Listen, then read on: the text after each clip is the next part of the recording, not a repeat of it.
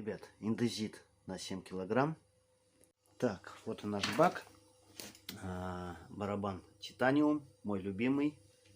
Так, это главный инженер. Вот, значит, подшипнички поменяли, все. Но очень важно проверить тягу. Если тяги не будет, то вы сами догадываетесь, какой будет результат. Значит, зажигаем, проверяем тягу, да? И крутим барабан. Все, тяга хорошая, все будет нормально.